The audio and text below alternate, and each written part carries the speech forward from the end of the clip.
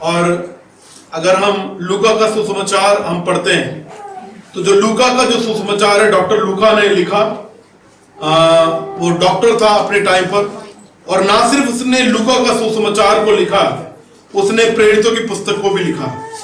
और प्रेरितों की पुस्तक को बाइबल के अंदर कलीसिया का इतिहास कहा जाता है। कलीसिया का इतिहास इसलिए क्योंकि एक कलीसिया की शुरुआत हो रही है, एक कलीसिया की स्थापना हो रही है, और वहां पर यीशु मसीह, अगर हम देखेंगे लूका के अंत में देखेंगे तो यीशु मसीह अपने लोगों को बोल रहे हैं, यीशु मसीह अपने लोगों को बोल रहे हैं कि तुम भाई यरूशलेम में ठहरे रहना, तुम यरूशलेम में ठहरे रहना, मैं तुम्हें एक साइड दूंगा। और वहां पर आप देखेंगे प्रेरितों की पुस्तक में यीशु मसीह उनको एक आज्ञा दे रहे हैं कि भी तुम भाई क्या कहते हैं, मेरा प्रचार करना। और उसके बाद 12 से लेकर 12, 13, 14 वहां पर प्रभु यीशु मसीह के लोग कुछ कर रहे हैं, और फिर उसके बाद 12, 13, 14 में फिर दूसरे अध्याय के 42 पद में कुछ कर रहे हैं। तो इन दो बातों को आज हम देखेंगे। हम अपने जीवन में बहुत सारी बातों को अनदेखा करते हैं, इग्नोर करते हैं, बहुत सारे लोगों को इग्नोर करते हैं, बहुत सारे लोगों को अनदेखा करते हैं।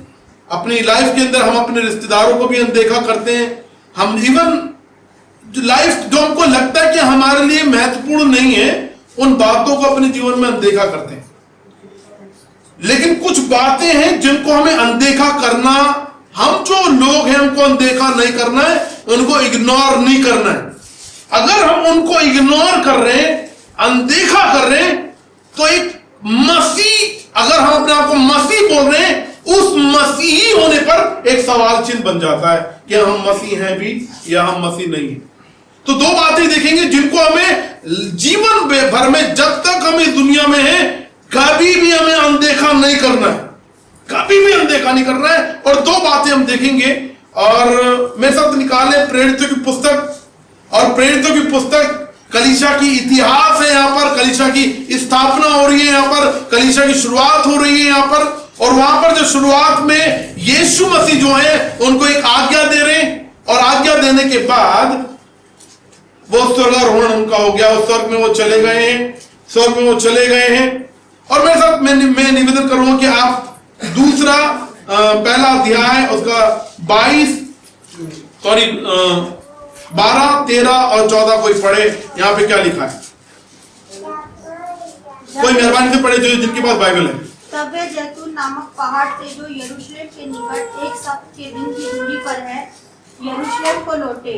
जब वे वहां पहुंचे तो उस अटारी पर गए जहां पतरस और यूहन्ना और याकूब और अंद्रियास और फिलिपुस और थोमा और बरतुलमै और मत्ती और हलफाई का पुत्र याकूब और शामोन जेलोतेस और याकूब का पुत्र यहूदा रहते हैं। ठीक है, तो यहाँ पर देखें यीशु मसीह ने उनको एक आज्ञा दी है कि भी तुम ठहरे रहना, तुम ठहरे रहना। और वहां पर ये सारे जो परमेश्वर के जो कुछ लोग हैं, ये यहाँ पर एक घर में गए हैं, ऊपर वाले घर में गए हैं, फर्स्ट फ्लोर में गए हैं, वहां पर एक छोटा सा रूम है, वहां पर वो गए हैं, और वहां पर ये सारे लोग इकट्ठा होकर कुछ कर रहे हैं। यहाँ पर 14 में देखो क्या लिखा है।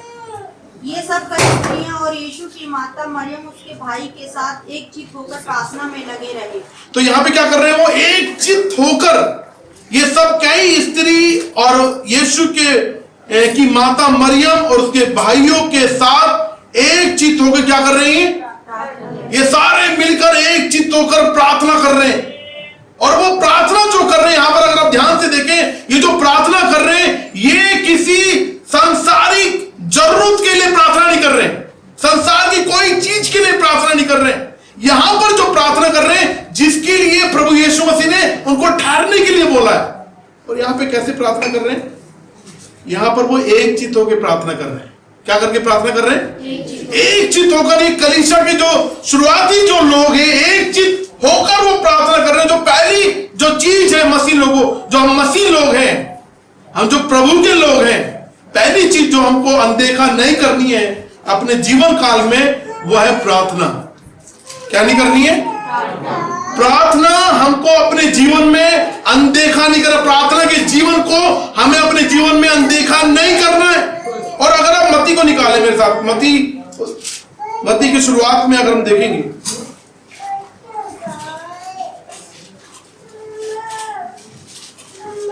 मेरे साथ निकालें यहां पर मत्ती 6वां अध्याय उसका 5वें पद से देखो क्या पे क्या लिखा रखा है। जब तू प्रार्थना करे तो कपटियों के समान ना हो, क्योंकि लोगों को दिखाने के लिए आराधनालयों में और सड़कों के मोड़ों पर खड़े होकर प्रार्थना करना उनको अच्छा लगता है। मैं तुमसे सच कहता हूँ कि वे अपना प्रतिफल पा चुके। तो देखो यहाँ बता रहा है कि जो हमें जो प्रार्थना, देखो प्रार्थना हमारे जीवन में महत्वपूर्ण है। प्रार्थना में हमें लोलीन रहना है, प्रार्थना हमको करना है, एक मसीह व्यक्ति को प्रार्थना करना है। लेकिन हमारी जो प्रार्थना है, हमारी दिखाने वाली प्रार्थना नहीं होनी है। हमें लोगों से प्रशंसा लेने वाली प्रार्थना नहीं होनी है कि लोगों को पता चले कि हाँ ये व्यक्ति, ये जन, इसको प्रार्थना करनी आती है। नहीं, हमारे अंदर जब प्रार्थना है, जब भी हम कभी भी प्रार्थना करें तो हमारी प्रार्थना लोगों को दिखाने के लिए नहीं, वरन परमेश्वर की महिमा के लिए प्रार्थना होनी है। और यहां पर एक तरीका बता रहा है कि एक मसीह व्यक्ति को प्रार्थना कैसे करनी चाहिए। 6वें पद में देखो क्या लिखा है। परंतु जब तू प्रार्थना करे तो अपनी कोठरी में जा और द्वार बंद करके अपने पिता से जो गुप्त में है प्रार्थना कर, तब तेरा पिता जो गुप्त में देखता है तुझे प्रतिफल देगा। ठीक है, तो देखिए हम सब जो यहाँ पर आए हुए हैं, हम वो जन हैं, या तो भाई कभी ना कभी, क्योंकि 56 ईस्वी में थोमा भारत में आए थे, और 56 ईस्वी में जब थोमा भारत में आए तो उसके बाद जिन को प्रभु चुनता चला गया वो प्रभु में आ गए। ठीक है, चाहे हमारे हो सकता है हम पहली पीढ़ी के मसीह हो सकता है दूसरी पीढ़ी के मसीह हो सकता है तीसरी पीढ़ी के मसीह हो, लेकिन प्रभु का अनुग्रह कभी ना कभी हम पर हुआ होगा और प्रभु ने हमको चुन लिया। और हो सकता है कि हमारे बीच में कुछ ऐसी भी जिनको नहीं चुना है। लेकिन ये बात बहुत महत्वपूर्ण है एक मसीह व्यक्ति के लिए कि एक मसीही व्यक्ति को अपने जीवन में प्रार्थना को अनदेखा नहीं करना, प्रार्थना को बिल्कुल भी अनदेखा नहीं करना। और तरीका बता रहा है कि हमें प्रार्थना कैसे करना है। बोला कि जब तू प्रार्थना करे तो कैसे होनी चाहिए, गुप्त में। हो सकता है हम ऐसे घर में रहते हो जहां पे हम गुप्त में प्रार्थना नहीं कर पाए, हो सकता है हमारा घर छोटा हो सकता है, लेकिन हमारा एक जगह है, हम सबकी एक जगह है, हम सबका एक हो सकता है भाई वहां बैठकर हम प्रार्थना करते हो। और हमें एक समय निकाल कर हमें प्रार्थना करना, अपना व्यक्तिगत प्रार्थना करना है। देखो कौन कौन सी प्रार्थना को करना है, हमारी व्यक्तिगत प्रार्थना करना है, हमारी परिवार की प्रार्थना करना है। चाहे वो परिवार का समय हो सकता है हमारे लिए सुबह का हो, जब सुबह साथ में हो, या फिर हो सकता है हमारा परिवार के सारे लोग दोपहर में साथ में रहते हो, दोपहर में करते हो सकता है रात में हमारे परिवार के सारे लोग साथ में हो और हमें रात में प्रार्थना करना है। तो व्यक्तिगत प्रार्थना हमको करना है। दूसरा पारिवारिक प्रार्थना करना, कौन सी प्रार्थना करना है, परिवार की प्रार्थना करना। और तीसरा कलीसिया के रूप में प्रार्थना करना है। कौन सी प्रार्थना करना है, कलीसिया के रूप में। क्या हम बिगर खाए रह सकते हैं? क्या हम बिगर पिए, हम पानी पिए रह सकते हैं? रह सकते हैं? नहीं रह सकते, नहीं रह सकते। ये सवाल उठता है कि फिर हम क्यों बिगर प्रार्थना करे रहते हैं? क्या कारण है कि हम प्रार्थना नहीं कर पाते? अभी मैंने एक स्टेटस डाला, उसके अंदर लिखा कि अगर हम सच में ही, अगर उसका सारण देखें, उसका यह है कि अगर हम सच में ही अगर हम प्रार्थना नहीं कर रहे तो मसीह नहीं है। साफ है। फिर प्रार्थना करना क्या है? प्रार्थना करना परमेश्वर से बात करना। हम बात किससे करते हैं? जिनसे हमें बात करना अच्छा लगता है। और हमारे जीवन में अगर हम मसीह हैं, अगर प्रभु ने हमको चुना है, तो सबसे ज्यादा हमको बात करना इस जीवन काल में, यदि किसी के साथ में हमें अच्छा लगना चाहिए, तो हमारा परमेश्वर, हमारा परमेश्वर। तो हो सकता है भाई हमारा कुछ लोगों के पास समय बहुत कम हो, भाई हमारे पास समय नहीं है, हम बहुत व्यस्त रहते हैं, हम काम में बहुत व्यस्त रहते हैं, बहुत सारी बातें व्यस्त हो सकते हैं। क्या उस व्यस्त स्थिति में भी क्या हम परमेश्वर से परमेश्वर से प्रार्थना करने के लिए समय नहीं निकाल सकते? निकाल सकते हैं। हम जब सांस लेने के लिए समय हम निकलता है हमारा, अपने फैमिली अपनी जॉब के लिए हम समय निकालते हैं, अपनी कॉलेज के लिए, अपने स्कूल के लिए, अपने भाई व्यवसाय के लिए हम समय निकालते हैं, दुनिया की जो भी बातें हैं उनके लिए समय निकालते हैं, तो हम प्रार्थना के लिए समय क्यों नहीं निकालते? प्रार्थना हमारे जीवन में अनदेखी क्यों है? हम सारी चीजों को समय देते हैं, हम सोशल मीडिया को समय देते हैं, अपने फोन को समय देते हैं, अपने परिवार को हम समय देते हैं, अपने जीवन में जो हमको महत्वपूर्ण लगता है, प्राथमिकता लगता है, हम उसको समय देते हैं। लेकिन क्या कारण है कि हम प्रार्थना को समय नहीं दे पाते? पूछे, क्योंकि अक्सर मैं जब भी मैं किसी से मिलता हूँ ये जरूर पूछता हूँ कलीसिया के लोगों से, आज आपने प्रार्थना करी नहीं करी? क्या लोग बोलते हैं भैया हमने प्रार्थना नहीं करी। कब से नहीं करी? भैया काफी टाइम हो गया। क्यों नहीं करी? कुछ लोग बोलते हैं हमारा मन ही नहीं लग रहा प्रार्थना करने में, हमारा मन ही नहीं करता प्रार्थना करने का। तो ये सवाल उठता है कि क्या हम मसीह हैं? ऐसा तो नहीं कि हो सकता है हम मसीह हो लेकिन हम नामधारी मसीह बनने की तरफ जा रहे हो सकता है हमारे अंदर एक आत्मिक रोग लग गया है। देखो, शरीर का रोग लगता है, आत्मिक रोग लग गया हो, और जिसके कारण हमारे जीवन में जो हमारी प्रार्थना को जो जीवन है जो सबसे ज्यादा हमारा होना चाहिए वो हमारा एकदम कम हो गया। और कारण क्या इसका कम होगा? अगर प्रभु ने हमको चुना है, ध्यान दीजिएगा, अगर प्रभु ने हमको चुना है तो हम एक आत्मिक युद्ध में हैं। इफिसी में लिखा हम एक आत्मिक युद्ध में हैं, और इस युद्ध के अंदर हमारा जो मलयुद्ध है किसी इंसान के साथ में नहीं है, किसी मांस के साथ में नहीं है। हमारा ये जो मलयुद्ध है ये आत्मिक सेनाओं से है। और जो आत्मिक सेना है वो कौन है? वो जो गिराए हुए जो स्वर्गदूत थे, वो जो गिराया हुआ जो शैतान, जो पहले भाई क्या कहते हैं लूसीफर था, वो बाद में शैतान बन गया, इब्लिस बन गया, और उसके साथ जितने भी स्वर्गदूत गिराए गए वो सारी जो दुष्टात्माएं जो बन गई, उन सारे दुष्टात्माओं के अंदर प्रधान है, उन सारे दुष्टात्माओं के बीच में अथॉरिटी रखने वाली दुष्टात्माएं, उन सब से हमारा मलयुद्ध है। उनसे नहीं है जो यीशु को नहीं जानते, उनका मलयुद्ध उनके साथ में नहीं है। उनका मलयुद्ध सिर्फ और सिर्फ मसीह व्यक्ति से है, सिर्फ मसीह परिवार से है। और उसको यह पता है कि उसको इस चक्कर में लगा हुआ, इस ताक में लगा हुआ है, किस व्यक्ति की, किस मसीह परिवार की प्रार्थना के जीवन को मैं तोड़ूं, कैसे उसके प्रार्थना के जीवन को मैं झिंझोड़ दूं, कैसे वो प्रार्थना करना छोड़ दे। इसलिए तो प्रकाशित वाक्य में लिखा हुआ, क्या लिखा है कि तुमने मुझसे पहला सा प्रेम छोड़ दिया। पहला सा प्रेम का मतलब क्या है? तुमने तो पहले के समान मेरे साथ समय बिताना छोड़ दिया। पहले के समान तुमने मेरे सामने आकर वचन को पढ़कर समझना छोड़ दिया। पहले के समान तुम मेरे साथ में जो हर समय हर क्षण जो मुझसे बातें करते थे, मुझसे लगातार मुझ को अपने जीवन में आगे रखते थे, वैसे करना छोड़ दिया, प्रार्थना करना छोड़ दिया। पहले के समान। क्या हम पहले के समान बन सकते हैं? हाँ, बन सकते हैं। क्या हम पहले के समान प्रभु को प्रेम कर सकते हैं? हाँ, कर सकते हैं। क्या करने की जरूरत है? हमें अपने आप को अनुशासित करने की जरूरत है। प्रभु ने तो चुन लिया, प्रभु ने तो चुन लिया।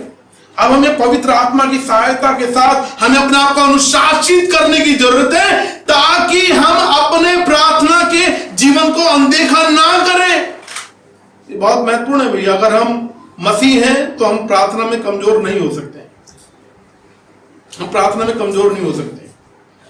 ये बात अलग है कि देखो हमारी कलीसिया के अंदर ज्यादा जो मैक्सिमम जो है अविश्वासी बैकग्राउंड से आए हैं, और अविश्वासी बैकग्राउंड में आने में शुरुआत में क्या होता है, प्रार्थना करने के लिए जब देते हैं तो घबराहट सी होती है, नहीं भैया नहीं, हम प्रार्थना नहीं करेंगे, हम नहीं करेंगे। लेकिन आपने देखा होगा हम जो हमारी कलीसिया में जो प्रार्थना नहीं करते, हम ज्यादातर उनको प्रार्थना करने के लिए देते हैं, ताकि उनके अंदर वो जो डर है, घबराहट निकल जाए, उनके अंदर तो वो डर निकल जा रहा है। बहुत सारे ऐसे जो प्रार्थना कर लेते हैं, है ना, पब्लिकली प्रार्थना करने के लिए बोला जाए, हाँ वो पब्लिकली प्रार्थना कर लेते हैं। वीकली मीटिंग में प्रार्थना करने के लिए बोला जाए, वो वीकली मीटिंग में प्रार्थना कर लेते हैं। चर्च में बोला जाए, अब वो चर्च में प्रार्थना कर लेते हैं। लेकिन सवाल ये उठता है कि गुप्त में, अकेले में हमारा प्रार्थना का जीवन है कैसा? अकेले में हम कितना समय बिता रहे हैं? देखो ये बात नहीं है कि भाई हमें दिन में 3 बार 4 बार 5 बार हमें अलग से समय निकाल के प्रार्थना करना नहीं। पौलुस बोलता है कि हमें लगातार प्रार्थना करने वाला बनना। कैसे बन सकते हैं लगातार प्रार्थना करने वाला? भाई हमारा जीवन व्यस्त है, हम दिल्ली में रहते हैं, लाइफ बहुत फास्ट है, दिल्ली की लाइफ फास्ट है, तो हम क्या कर सकते हैं? हमारा एक समय हमने निकाला, चाहे हमारा सुबह निकल रहा है, दोपहर को निकल रहा है या रात में निकल रहा हो सकता है भाई हमारा सुबह का टाइम हो, हमने सुबह निकाला, हमने अच्छे से सिस्टमैटिक तरीके से हमने प्रार्थना किया, प्रभु के साथ हमने समय को बिताया, बाइबल को ये नहीं कि हमने कहीं से भी खोल के पढ़ लिया। प्रार्थना करिए, ओ प्रभु आज मुझे बता तू मुझको क्या वचन देना चाहता है। हमने कहीं से भी निकाला और बोला अच्छा प्रभु बोल रहा है कि भाई क्या कहते हैं मैं तुझे आज आशीष देने वाला हूं, आज ये वचन मेरे लिए, इस प्रकार से निकाला। अगले दिन दोबारा निकाला, ओ आज रात को तू मेरे साथ स्वर्गलोक में होगा। नहीं, ये वचन मेरे लिए नहीं है, ये तरीका नहीं है वचन पढ़ने का। वचन पढ़ने का तरीका एक सिस्टमेटिक वे है। कभी भी हम स्कूल में पढ़े हैं, कॉलेज में पढ़े, क्या हम क्या एंड से हम शुरुआत करते हैं कि अपनी पढ़ाई की? नहीं। क्या किसी एग्जाम की तैयारी देते हैं तो हम क्या एंड से शुरू करते हैं क्या, या बीच में से शुरू करते हैं? नहीं, हम बहुत सिस्टमेटिक वे से अपनी पढ़ाई को करते हैं कि हमें पता है कि भाई कहीं से भी आंसर आ सकता है, कहीं से भी क्वेश्चन आ सकता है। तो जब हम प्रार्थना कर रहे हैं, सोचो हम पब्लिक के लिए प्रार्थना बहुत अच्छी कर रहे हैं, हम सबके सामने प्रार्थना करना हमको आ गया, लेकिन क्या हमारी गुप्त की प्रार्थना, क्या हमारी व्यक्तिगत प्रार्थना, क्या हमारी पारिवारिक प्रार्थना, क्या हमारी वो प्रार्थना बहुत मजबूत है या नहीं?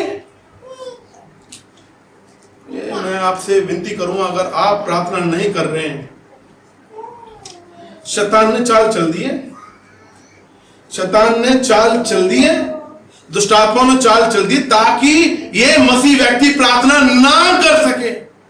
क्योंकि हमारी सामर्थ कहां से आती है? हमारी सामर्थ प्रभु के सम्मुख जो हम बैठते हैं उसके सम्मुख आती है। अगर आप सोचें भजन संहिता पढ़ेंगे, ज्यादातर जो भजन है किसने लिखे? ज्यादातर भजन, सारे भजन नहीं, ज्यादातर भजन किसने लिखे? दाऊद ने लिखे। वो दाऊद की प्रार्थना है, वो जो भजन है वो दाऊद की प्रार्थना है।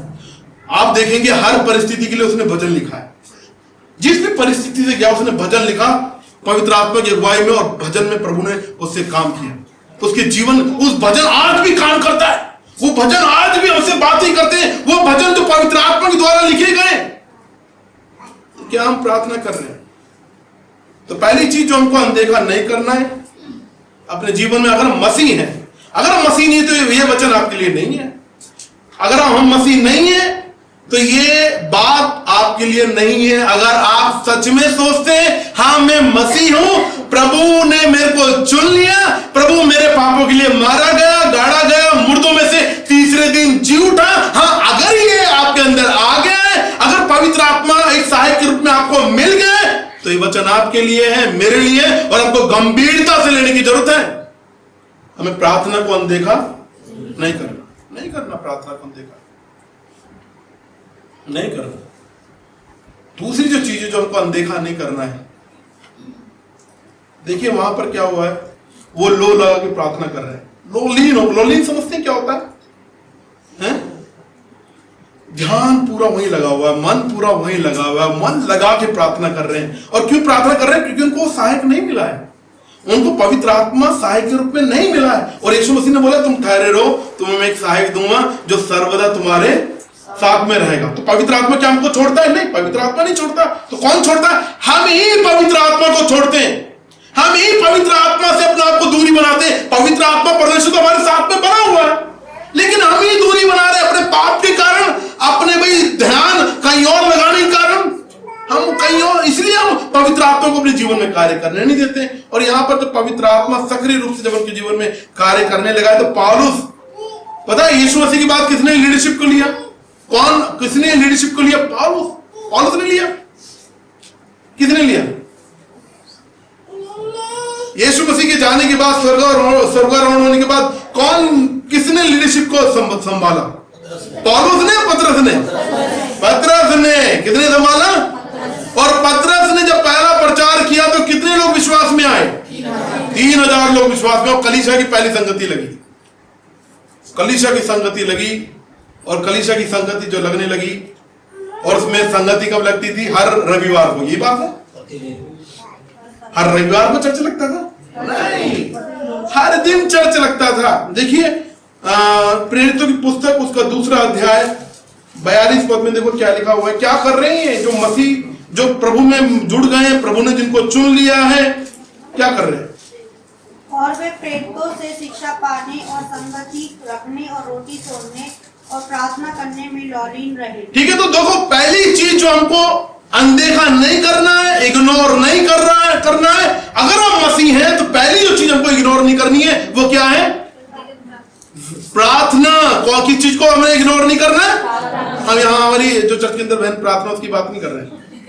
हमारी जो प्रार्थना, हमारी प्रभु के साथ जो रिश्ता है, हमारी व्यक्तिगत प्रार्थना, हमारी पारिवारिक प्रार्थना और हमारी कलीसिया के रूप में प्रार्थना, तो हमें इनको क्या नहीं करना है? अनदेखा नहीं करना है। दूसरी चीज जो हमको अनदेखा नहीं करना है वह है कलीसिया।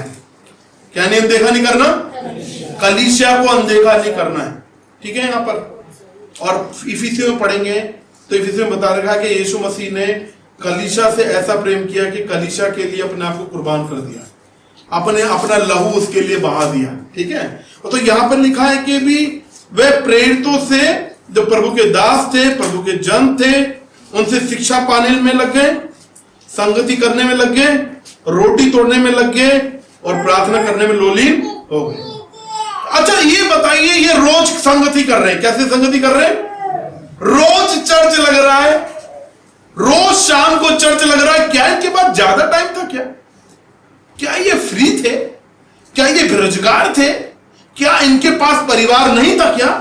क्या ये इनके बच्चे या पढ़ने वाले नहीं थे? क्या सब कुछ था, ये पढ़ते भी थे, इनके बच्चे पढ़ते भी थे, रोजगार भी था, घर के काम भी करने होते थे, बाहर का काम भी बेरोजगार था, बाहर काम करके आते थे। ये कलीसिया के लोग, ध्यान दीजिएगा, ये कलीसिया के लोग, सोचिए क्या हो रहा है। रोज कलीसिया लग रही है, कैसे लग रही है?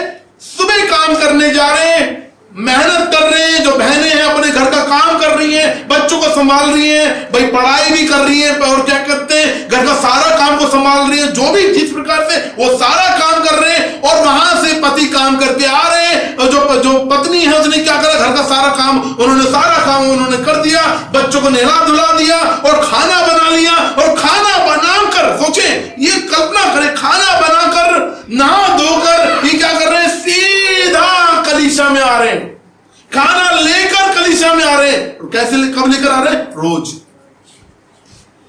रोज खाना बनाता है, उसको कहते थे प्रीत भोज, जिसको हम प्रभु भोज बोलते हैं।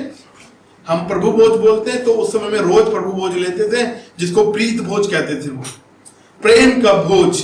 ठीक है, तो प्रॉपर खाना होता था। जैसे अगर आप ध्यान से, अगर आपने यीशु मसीह जब अपने चेलों के साथ बैठे, प्रॉपर भोज लगा पड़ा, रोटी तोड़कर अपने चेलों को दिए। ठीक है, वहां से दाखरत जो दिया, प्रॉपर भोज लगा पड़ा है। तो पहली कलीसिया में, पहली शुरुआत की कलीसियाओं में क्या होता था? रोज कलीसिया लगती थी, रोज प्रभु भोज होता था, रोज वो व्यस्त होते थे, नाना प्रकार के कामों में व्यस्त होते थे। और वो जो जिस भी कामों में व्यस्त थे, उन कामों को वो हो सकता था उनको अनदेखा करते हो, लेकिन कलीसिया को वो अनदेखा नहीं करते थे।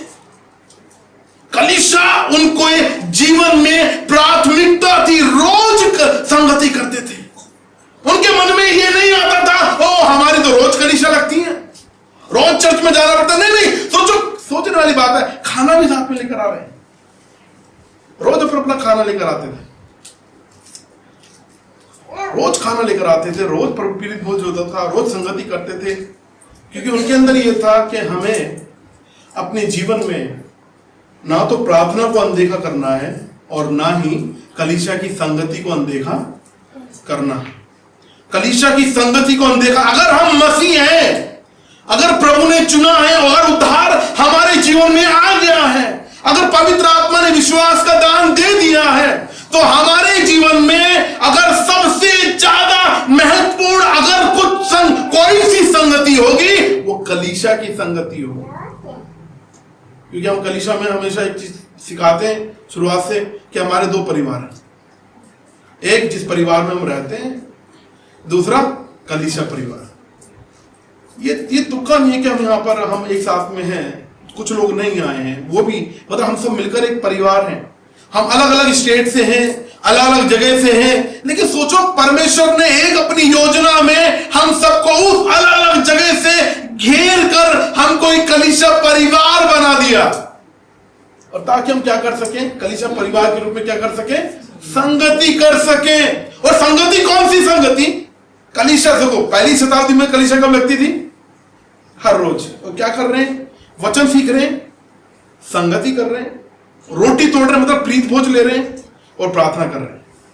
लोलीन है उसके अंदर, आनंदित है उसके अंदर। तो क्या वो आनंद हमारे अंदर है, क्या वो एक्साइटमेंट वो हमारे अंदर है? जैसे हमें भूख लगती है हम खाने की तरफ दौड़ते हैं, प्यास लगती है पानी की तरफ दौड़ते हैं। जब हमको भाई क्या कहते हैं, कलीसिया की संगति जब आती है, क्या हम कलीसिया की तरफ दौड़ते हैं? क्या हमें कलीसिया की संगति हमारे जीवन में महत्वपूर्ण है या नहीं है? अगर हमारे जीवन में कलीसिया की संगति महत्वपूर्ण है तो समय से पहले आएंगे, 5 मिनट पहले आएंगे, बैठेंगे, अपने आप को तैयार करेंगे और प्रार्थना करेंगे। हम कलीसिया के टाइम पर हम कोई और योजना नहीं बनाएंगे। मेरे पापा जब हम प्रभु में नहीं थे, जैसे हमारे पापा भगत थे, और भगत थे जब प्रभु ने उनको चुना, मेरे पापा मम्मी को चुना, हम तीनों भाइयों को चुना। तो एक बाउंड्री जो पापा हमारे परिवार में, जब उसमें हम तो नहीं थे, छोटे थे, 14-15 साल के थे, उसमें जो एक बाउंड्री जो उन्होंने बनाई ना अपने परिवार में, वो ये कि अगर कोई रविवार को कोई आ रहा है तो उसको पता क्या बोलते थे, भैया आ जाओ, रविवार को आप आ जाओ, लेकिन आपको हमारे साथ चर्च में जाना पड़ेगा। क्या बोलते थे वो? रविवार को आ जाओ, कोई बात नहीं, आ जाओ। जो क्योंकि हमारा बहुत बड़ा परिवार था, 200-300 लोगों का हमारा भाई क्या कहते हैं, सब जगह से परिवार था। लेकिन जब प्रभु में आए छट गए।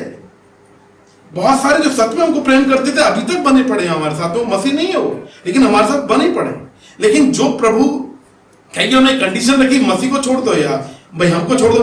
हमारे पापा, हमने ये सुना उनके मुंह से छोटे छोटे थे, तुम ऐसा करो भाई, निकल लो यहाँ से, हमें आप नहीं चाहिए, हमें प्रभु चाहिए।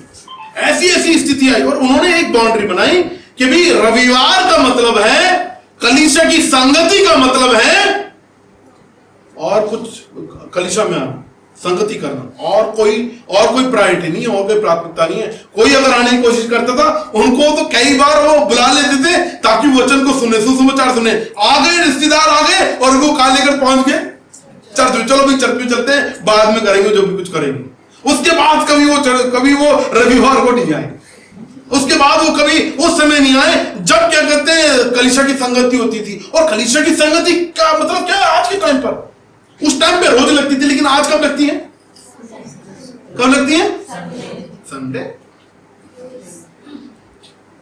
गोविंदपुरी में क्या लगती है? गोविंदपुरी में क्या है? कलीसिया की संगति। गुरुवार को क्या होती है यहां पर? कलीसिया की। आज परमेश्वर ने एक हमको नया साधन दे दिया है कोविड के टाइम पर, ऑनलाइन। तो जो फ्री हैं, जब बुधवार को जब एक साथ में मिलकर हम जो प्रार्थना कर रहे हैं ऑनलाइन में, हमारे पास सबके पास स्मार्टफोन है, वो क्या है? कलीसिया की संगति। जब हम शुक्रवार को हम बाइबल स्टडी कर रहे हैं भाई जेनेसिस के ऊपर, उत्पत्ति के ऊपर बारी बारी से, तो वो क्या है? कलीसिया की। जब आप अपने घर पर प्रार्थना करवाते हैं और जब आप प्रभु के लोग जब इकट्ठा होकर प्रार्थना करते हैं, तो वो क्या है? कलीसिया की संगति। क्या हमारे जीवन में कलीसिया की संगति महत्वपूर्ण है या नहीं है? या हमारे जीवन में वो ऑप्शनल रहती है? कई बार ये बहुत दुख की बात है, कई बार हमारी लाइफ में मसीह लोगों के जीवन में कलीसिया की संगति ऑप्शनल होती है। ऑप्शनल समझते हैं आप? ऑप्शनल प्रार्थना ऑप्शनल होती है।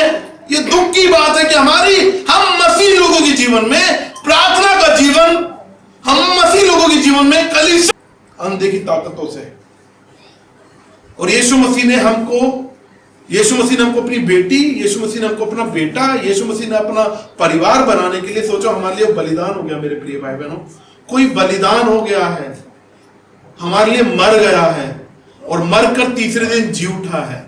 वो और कोई नहीं है, वो ब्रह्मांड को बनाने वाला, इस पृथ्वी को बनाने वाला, इस सूरज चांद को बनाने वाला, इस ऑक्सीजन को बनाने वाला, पेड़ पौधों को बनाने वाला, सारे जीव जंतु को बनाने वाला, हम मनुष्य को बनाने वाला, यहां तक नहीं, हमको सिर्फ बनाया नहीं, उसने हमारे अंदर आत्मा को फूंकने वाला, हमारे अंदर अपनी आत्मा को डालने वाले उस महान, उस सर्वशक्तिमान, उस राजाओं के राजा, उस प्रभु के प्रभु परमेश्वर ने हमारे लिए अपना को बलिदान कर दिया। और ये बलिदान ही नहीं हुआ, बलिदान ही नहीं हुआ, मुर्दों में से तीसरे दिन जी उठा। ये महत्वपूर्ण था, ये मुख्य बात थी। अगर वो बलिदान होता, अगर वो जी नहीं उठता तो परमेश्वर नहीं होता। वो मरा और मरकर जी उठा, इस बात ने उसको परमेश्वर बनाया, क्योंकि उसके पास ये अधिकार था कि वो मर भी सकता है और वो जी भी उठता है। बोलो हालेलुया। वो मरकर जी उठा और उसने बोला मैं आने वाला हूं। उसने बोला कि मैंने भाई हर एक बिंदु को मैंने पूरा कर दिया, मैंने हर एक बात को पूरा कर दिया। अब एक ही भविष्यवाणी बची, समझ रहे आप? जितनी भी भविष्यवाणी पुराने नियम में यीशु को लेकर लिखी गई थी, वो यीशु ने पूरी कर दी है। अब सिर्फ एक ही भविष्यवाणी बची है, पता क्या? आने वाला है। अब वो घोड़े, क्या वो गधे पर बैठ कर आएगा? किस पर बैठ कर आएगा? घोड़े पर बैठ कर आएगा। सुसमाचार में लिखा है अपने स्वर्गदूतों को भेजेगा अपने लोगों को इकट्ठा करने के लिए, समझ रहे हैं आप? और किसको लेकर जाएगा? क्या जो उसकी जो नहीं है, क्या वो उनको भी लेकर जाएगा? ना, उनको लेकर नहीं जाएगा। ये सिर्फ उनको लेकर जाएगा जिनको प्रभु ने सृष्टि की उत्पत्ति से पहले चुन लिया, जिसको उसने अपना बना लिया, जिसके वो हो गए, सिर्फ उनके लिए वो आएगा। अपनी चुनी हुई कलीसिया के लिए वो आएगा।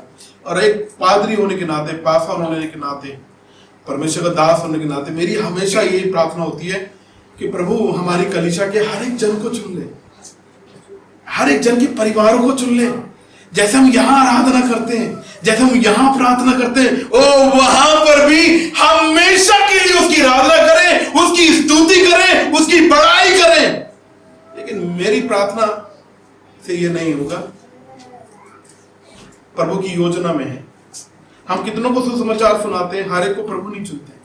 और हमें नहीं पता कि हमारे बीच में जो कलीसिया में जो नहीं आए हैं, जो आए हैं, कितनों को प्रभु ने चुना, हमें नहीं पता। लेकिन हमारी लगातार हमें प्रार्थना करने की, प्रभु अपने लिए खासतौर से प्रार्थना करें कि मैं किसको अनदेखा ना करूं, किसको अनदेखा ना करूं, किसको अनदेखा ना करूं। कौन सी प्रार्थना? व्यक्तिगत प्रार्थना, पारिवारिक प्रार्थना और कलीसिया के रूप में प्रार्थना। और किसको अनदेखा नहीं करूं? कलीसिया की संगति को। और कलीसिया की संगति कब होती है? हमारी कलीसिया की संगति कब होती है? संडे को होती है, रविवार को होती है, सोमवार को होती है, गुरुवार को होती है, बुधवार को होती है, शुक्रवार को होती है। और जब जो इनमें जुड़ नहीं पाते हैं उनके घर पर होती है। तो क्यों ना हम और चीजों को इग्नोर कर दें, और चीजों को अनदेखा कर दें, लेकिन प्रार्थना को और कलीसिया की संगति को अनदेखा। आए क्यों ना प्रभु के सम्मुख जाएं।